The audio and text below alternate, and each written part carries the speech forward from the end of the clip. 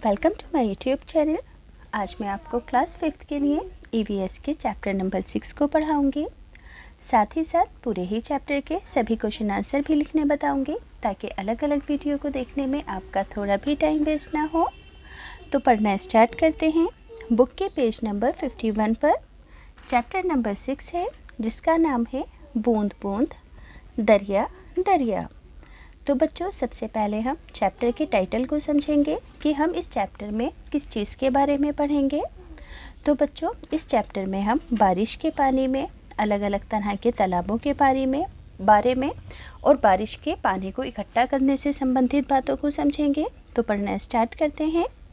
बात पुरानी, ये है 650 साल पुराना घड़सीसर। घड़सीसर क्या है बच्चों? एक तालाब का नाम है। यहाँ पर सर का मतलब है तालाब। क्या है सर का मतलब? यहाँ पर तालाब। इसे जैसलमेर के राजा घड़सी ने लोगों के साथ मिलकर बनवाया था। किसने बनवाया था इस तालाब को? यहाँ पर आपको पिक्चर दिख रही होगी तालाब की। इस तालाब को जैसलमेर के राजा ने बनवाया था। और इस तालाब के चारों तरफ बच्चों जो घाट हैं, यानी कि जो ज़मीन है वो कच्ची नहीं है, उसे पक्का बनाया गया है घाटों को। इसके दोनों तरफ पक्के घाट, सजे हुए बरामदे जैसे कि यहाँ पर आपको नज़र आ रहे हैं, कमरे, बड़े हॉल और ना जाने क्या क्या था। यहाँ लोग मिलते जुलते थे और जलसे भी होते थे, पार्टियाँ होती थीं, गाने बजाने का प्रोग्राम भी होता था। इसके घाट पर और इस घाट के आसपास जो स्कूल बने हुए थे, उन स्कूलों में बच्चे पढ़ने के लिए भी आते थे। सभी इस बात का भी ध्यान रखते थे कि तालाब यानी कि तालाब का पानी गंदा ना हो, और सफाई में भी हाथ बटाते थे, यानी कि तालाब को साफ करने में अपना योगदान देते थे। मीलों तक फैले इस घड़सीसर में बारिश का पानी इकट्ठा होता था। तालाब इस तरह बनाया गया था कि जब वे पानी से भर जाता, तब बाकी का पानी बहकर नीचे बने हुए तालाब के अंदर चला जाता था, जिससे कि घाट के चारों तरफ जो आबादी थी उनको परेशानी नहीं होती थी। जब वे भी लबालब भर जाता था तो पानी फिर तीसरे तालाब में जाना शुरू हो जाता था, ताकि पानी घाटों पर ना आए। इस तरह 9 तालाब एक दूसरे से आपस में जुड़े हुए थे, और इसी वजह से बारिश का पानी इन तालाबों में इकट्ठा होने की वजह से लोगों को भी कोई परेशानी नहीं होती थी। पर आज घड़सीसर जैसे उजड़ सा गया है, यानी कि आज ये तालाब बिल्कुल ख़त्म होने की कगार पर है, बिल्कुल उजड़ गया है। 9 तालाबों के रास्ते में मकान और कॉलोनियाँ बना दी गई हैं। यहाँ इकट्ठा होने वाला पानी अब तालाब की तरफ न जाकर बेकार बह जाता है, यानी कि पहले 9 के 9 तालाब एक दूसरे से जुड़े हुए थे, मगर अब लोगों ने क्या करा कि जो तालाबों का जो रास्ता था, उन रास्तों में अपने घर वगैरह बना लिए हैं। तो इसी वजह से बारिश का पानी तालाबों में इकट्ठा ना होकर बेवजह फिजूल बह जाता है। अब यहाँ पर लिखा है अल बिरूनी की नज़र से, पेज नंबर 52 पर है। 1000 से भी ज़्यादा साल पहले एक यात्री भारत आए थे बच्चों, जिनका नाम अल बिरूनी था। अल बिरूनी जिस देश से आए थे उसे आजकल उज़्बेकिस्तान के नाम से जाना जाता है। अल बिरूनी ने बहुत ही बारीकी से चीज़ों और जगहों को देखा था। यहाँ पर मतलब हिंदुस्तान में आकर हर चीज़ का इन्होंने बारीकी से विश्लेषण किया था और उन सभी चीज़ों के बारे में लिखा था। ख़ास तौर से वे जो उन्होंने अपने देश से चीज़ें अलग लगी थी, उनके बारे में ख़ास रूप में लिखा था। अब देखो अल बिरूनी के लफ्ज़ों में यहाँ पर क्या लिखा है कि यहाँ के लोग तालाब बनाने में माहिर होते हैं, यानी कि भारत के लोग। अगर हमारे देश के लोग इन्हें देखेंगे तो हैरान ही रह जाएंगे। बहुत बड़े बड़े भारी पत्थरों को लोहे के कुंडों और सरियों से जोड़कर तालाब के चारों तरफ चबूतरे बनाए जाते हैं, और इन चबूतरों के बीच में ऊपर से नीचे जाती हुई सीढ़ियों की लंबी कतारें, यानी कि लाइनें होती हैं। लोगों के उतरने और चढ़ने के भी अलग रास्ते होते हैं। यहाँ कभी भीड़ लगने से परेशानी भी नहीं होती है, क्योंकि उतरने चढ़ने का अलग अलग रास्ता होता है। आगे है देखो और पता करो। अपने स्कूल के आसपास के इलाके को देखो। क्या वहाँ कच्चे मैदान, पक्की सीमेंट से बनी हुई सड़कें, नालियाँ आदि हैं? इलाका किस तरह का है, जैसे कि ढाल वाला, पथरीला या फिर किसी और तरह का। तुम्हें क्या लगता है कि बारिश का पानी बहकर कहाँ जाता होगा? जैसे कि इस एरिया का जो आप अपने स्कूल के आसपास का एरिया देखेंगे, वहाँ पर बारिश का पानी बहकर कहाँ जाता होगा? ज़मीन में, नालियों में, पाइपों में या फिर गड्ढों में। तो आंसर लिखोगे कि मेरे स्कूल के आसपास पक्की सीमेंट से बनी सड़कें हैं और ये इलाका ढलान वाला है। बारिश का पानी, यहाँ पर लिखोगे बारिश का पानी कुछ ही देर में भीकर बहकर सीवर में चला जाता है। अब बच्चों अगला टॉपिक है बूंद बूंद की कीमत। राजस्थान में जैसलमेर के अलावा बहुत से इलाके ऐसे हैं जहां साल भर बहुत कम दिन बारिश होती है। कहां पर बच्चों? राजस्थान में। यहाँ की नदियों में भी साल में कई महीने पानी नहीं रहता है, क्योंकि बच्चों आपने मैप के अंदर राजस्थान स्टेट को देखा होगा। ये एक सूखा इलाका है और यहाँ पर बहुत कम बारिश होती है। सोचो ऐसे में भी यहाँ के ज़्यादातर गांवों में पानी की कमी क्यों नहीं होती है? कहने को तो राजस्थान एक सूखा इलाका है, लोग बारिश की हर बूंद की कीमत को जानते हैं। तो बच्चों यहाँ पर पानी की कमी नहीं होती है, कहने को यहाँ पर बारिश नहीं होती है, मगर इसकी क्या वजह है? देखो, हर बूंद की कीमत वो जानते थे। पानी को इकट्ठा करने के लिए ये तालाब और जोहड़ भी बनवाए जाते हैं। ये एक सांझी यानी कि सबकी मिलीजुली ज़रूरत थी, इसलिए इंतज़ाम में भी सभी, चाहे व्यापारी हो या मज़दूर, सभी मिलकर पानी की व्यवस्था करते थे।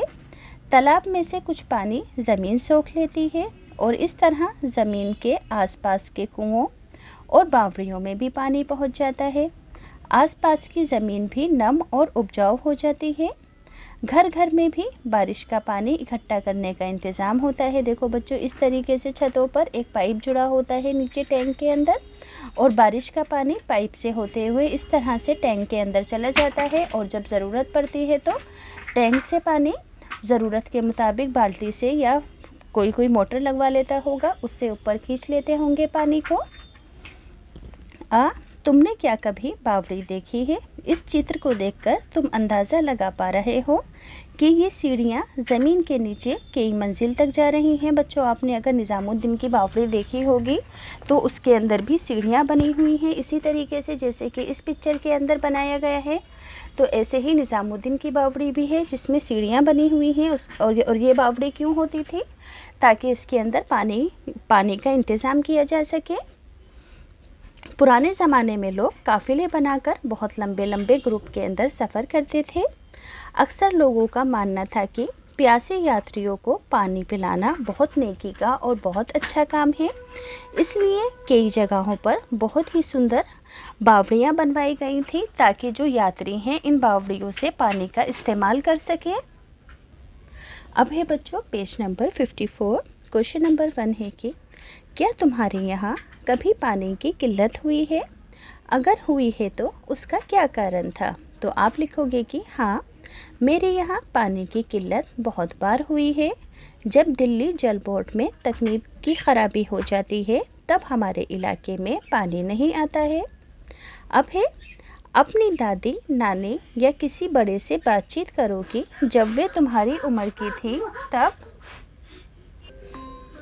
तो बच्चों अगला क्वेश्चन है कि घर में पानी कहाँ से आता था और तब और अब में कोई बदलाव हुआ? समझ में आया कि आपको अपनी दादी या नानी वगैरह से कुछ सवाल पूछने हैं कि जब वो उनसे बातचीत करनी है कि जब वो तुम्हारी उम्र की थी, तो जब वो तुम्हारी उम्र की थी तो तब उनके घर में पानी कहाँ से आता था, तब और अब में क्या डिफरेंस है, क्या चेंजिंग आई है? तो उस समय पानी नदी तालाबों से आता था जब हमारी दादी नानी थी हमारी उम्र में।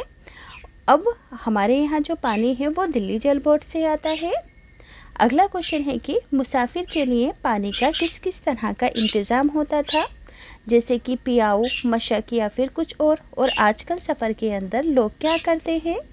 तो आजकल लोग पीने का पानी बोतल में साथ लेकर चलते हैं और पहले मुसाफिरों के लिए बावड़ियाँ बनाई जाती थी। तो बच्चों ये मैंने पूरा आंसर लिख दिया है कि आज लोग पीने का पानी बोतल में साथ लेकर चलते हैं, पहले मुसाफिरों के लिए बावड़ियाँ बनाई जाती थी। अगला टॉपिक है पानी से जुड़े रीति रिवाज। आज भी कहीं कहीं कई सौ साल पुराने पानी के स्रोत हैं, जैसे कि बावड़ियाँ हैं, तालाब है, नोला है, धारा आदि हैं, जिनसे लोगों की पानी की ज़रूरतें पूरी होती हैं। ये जो फ़ोटो है बच्चों, उत्तराखंड का है। पानी से जुड़े कई रिवाज और त्यौहार और जश्न भी मनाए जाते हैं। कई जगह तो आज भी बारिश से तालाब भरने की खुशी में आसपास मेले जैसा माहौल हो जाता है। तो ये जो फ़ोटो है उत्तराखंड की एक दुल्हन है जो बिहार के बाद नए गांव में आई है। वे झरने या तालाब पर जाकर सिर झुकाती है, माथा टेकती है। आज शहरों में इस रिवाज का एक मज़ेदार रूप दिखता है कि दुल्हन घर में ही किसी नल के पास जाकर पूजा करती है और पानी से ही ज़िंदगी जुड़ी है ना, क्योंकि पानी से ही ज़िंदगी जुड़ी है, इसलिए पानी से जुड़े कुछ रीति रिवाज भी हैं। जैसे कि बच्चों इस फोटो में दिखाया गया है कि नई नवेली दुल्हन पानी के झरने के पास आकर किस तरीके से हाथ जोड़कर खड़ी है। अगला है, क्या तुम्हारे यहाँ पानी के लिए कुछ ख़ास तरीके के बर्तन इस्तेमाल होते हैं? जैसे कि यहाँ पर 2 बर्तन दिखाए गए हैं।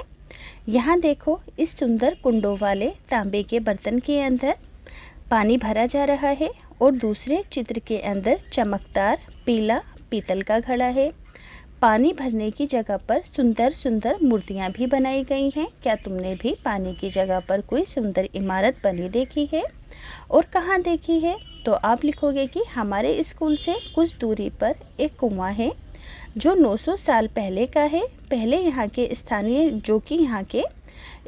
लोगों ने बनाया था।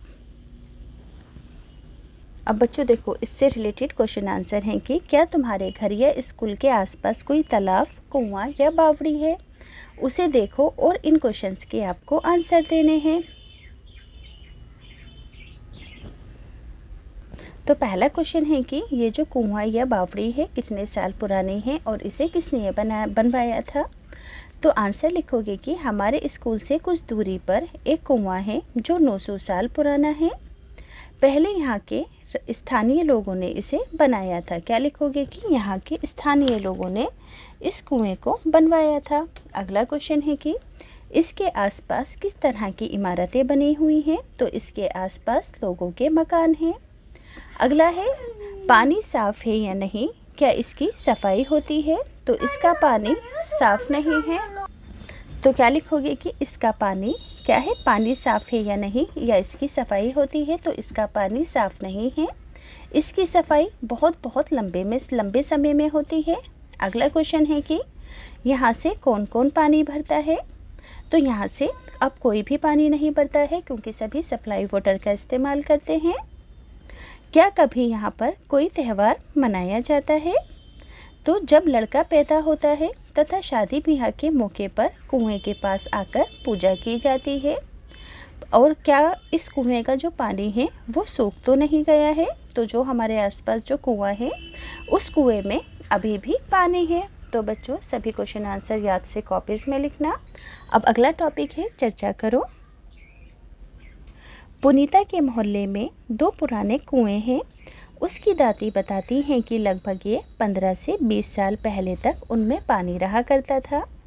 क्या कुएं सूखने की क्या वजह हो सकती है? चर्चा करो।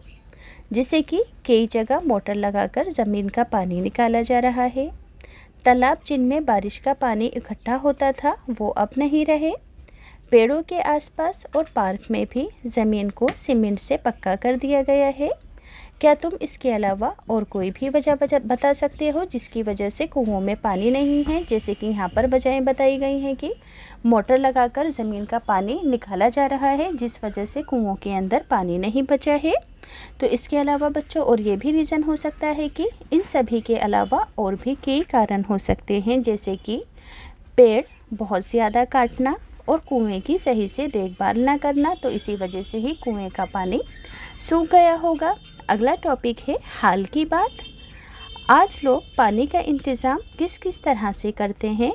चित्र 57 को देखकर आपको चर्चा करनी है। जैसे कि यहाँ पर लिखा है कि हमारे यहाँ पानी यहाँ से आता है, जैसे कि बरमे से, है ना, टैंकों से, कुएं से, दिल्ली जल बोर्ड के टैंकर के द्वारा, घर पर जो बारिश के पानी के लिए टैंक लगा होता है उससे, या पानी की मोटर से, या फिर तालाबों से। तो तुम्हारे यहाँ जिस तरह भी पानी आता है उसके ऊपर टिक लगाओ। तो हमारे यहाँ पानी की टंकी से मोटर के ज़रिए आता है, सप्लाई वाटर आता है। तो यहाँ पर लिखा है कि आजकल लोग पानी का इंतज़ाम किस किस तरह से करते हैं। तो आजकल लोग पानी का इंतज़ाम निम्न तरीक़ों से करते हैं, जैसे कि हैंड पंप से, है ना, पंप के द्वारा, दिल्ली जल बोर्ड के द्वारा। आप कुछ यहाँ पर अपनी मर्ज़ी से लिख सकते हैं। यहाँ पर सभी तरीके हैं पानी की सप्लाई को हासिल करने के लिए। अगला टॉपिक है चर्चा करो। ज़िंदगी का हक तो सभी का है, यानी कि जीने का हक। फिर जीने के लिए या पानी भरने के लिए पानी मिल जाए, क्या ये हक हर किसी को मिल रहा है? ऐसा क्यों है कि कुछ लोगों को तो ख़रीद कर पानी पीना पड़ता है, और पृथ्वी पर जो पानी है वो सभी का है, साझा है, यानी कि सबके लिए है। कुछ लोग गहरा बोरिंग करके ज़मीन के नीचे से ज़्यादा पानी को खींच लेते हैं। ये कहाँ तक सही है? यानी कि कुछ लोग क्या करते हैं, बहुत गहरी पानी की बोरिंग करके ज़मीन के नीचे से पानी खींच लेते हैं। तुमने क्या ऐसा कहीं पर देखा है? कुछ लोगों को दिल्ली जल बोर्ड के पाइप में टुल्लू पंप क्यों लगाना पड़ रहा है? इससे दूसरे लोगों को क्या क्या परेशानी हो रही है? तुम्हारा क्या कुछ ऐसा ही अनुभव है? तो आप लिखोगे कि हाँ, हमारा भी ऐसा अनुभव है कि हमारे कुछ पड़ोसी टुल्लू पंप से पानी खींच लेने के कारण हमारे यहाँ अक्सर पानी की कमी हो जाती है, क्योंकि हमारे यहाँ पानी की मोटर नहीं है, और जिनके यहाँ पानी की मोटर है तो हमें पानी की कमी हो जाती है अक्सर। तो बच्चों स्क्रीनशॉट लेकर इस आंसर को लिख लेना। अब देखो यहाँ पर एक पानी का जो है दिल्ली जल बोर्ड का पानी का बिल है। तो इस बिल को देखकर आपको कुछ क्वेश्चंस के आंसर देने हैं। तो सभी आंसर मैंने यहाँ पर लिखे हुए हैं, पढ़कर बताती हूँ कि ये बिल कौन से दफ्तर से आया है। तो ये बिल दिल्ली जल बोर्ड के द्वारा आया है। तुम्हारे यहाँ अगर बिल आता है तो कहाँ से आता है? हम दिल्ली में रहते हैं, इसलिए हमारे यहाँ बिल दिल्ली जल बोर्ड से आता है। अगला क्वेश्चन है कि इस बिल में दिल्ली जल बोर्ड के नीचे दिल्ली सरकार क्यों लिखा होता है? तो आप लिखोगे कि बिल में जल बोर्ड के नीचे दिल्ली सरकार इसलिए लिखा होता है क्योंकि जल बोर्ड दिल्ली सरकार का ही एक विभाग है, एक पार्ट है। बिल किसके नाम से है? कितने महीनों में कितने पैसे देने पड़ते हैं? तो ये बिल मोहम्मद उमर और मोहम्मद शुएब के नाम हैं। लगभग 2 महीने के 368 रुपीज़ देने पड़ रहे हैं। अगला क्वेश्चन है कि क्या तुम्हारे यहाँ पानी के पैसे चुकाने पड़ते हैं? क्या तुम्हारे यहाँ अलग अलग इलाकों में पानी का रेट अलग अलग है? बड़ों से पता करो और बताओ। तो आंसर लिखोगे कि हाँ, हमारे यहाँ भी पानी के पैसे चुकाने पड़ते हैं। हमारे यहाँ सभी इलाकों में पानी का रेट एक ही समान है। अब आगे है, तुमने इस तरह की क्या कोई खबर पढ़ी है? लोगों ने मिलकर पानी की परेशानी को कैसे दूर किया? क्या किसी पुराने तालाब या बावड़ी को फिर ठीक करके इस्तेमाल किया जा सकता है? तो हाँ, मैंने इस तरह की यहाँ पर ख़बर है, अभी पढ़कर बताऊँगी कि हाँ, मैंने इस तरह की ख़बर पढ़ी है। महाराष्ट्र के एक गांव में लोगों ने एक पुराने तालाब को साफ़ करके उसमें पानी भरकर अपनी परेशानी को दूर किया था। हम क्या समझे? पोस्टर बनाओ, पृथ्वी पर पानी सभी का है, साझा है। कुछ ऐसे ही नारे सोचो और उसका चित्र भी बनाओ। तो यहाँ पर देखो, जैसे कि बूंद बूंद से दरिया बनता है। अदरवाइज़ आप ऑनलाइन देखकर भी बना सकते हो पोस्टर। अब एक पानी का बिल लाओ और उसे देखकर बताओ कि ये बिल किस तारीख का है। तो आप बिल की तारीख लिख दोगे। इस बिल के कितने पैसे देने पड़ रहे हैं? तो ये बिल 250 रुपये का है। इसके अलावा बिल में क्या क्या देख पा रही हो? तो इस बिल में 100 रुपये का शुल्क मरम्मत के लिए भी लगाया गया है। जैसे कि मरम्मत, टूट-फूट आदि पर हुआ खर्च वगैरह भी बिल के अंदर ही लिखा होता है कि सप्लाई वाटर आपके घर में आने में किस तरीके से किन-किन चीज़ों की मरम्मत की गई है, उसके भी थोड़े से अतिरिक्त पैसे लिए जाएंगे, जैसे कि 100 रुपये उसमें अतिरिक्त लिखे हैं मरम्मत शुल्क के। तो बच्चों, यहाँ से ये चैप्टर कंप्लीट होता है। अगर अच्छे से समझ में आया हो तो प्लीज़ चैनल सब्सक्राइब करना।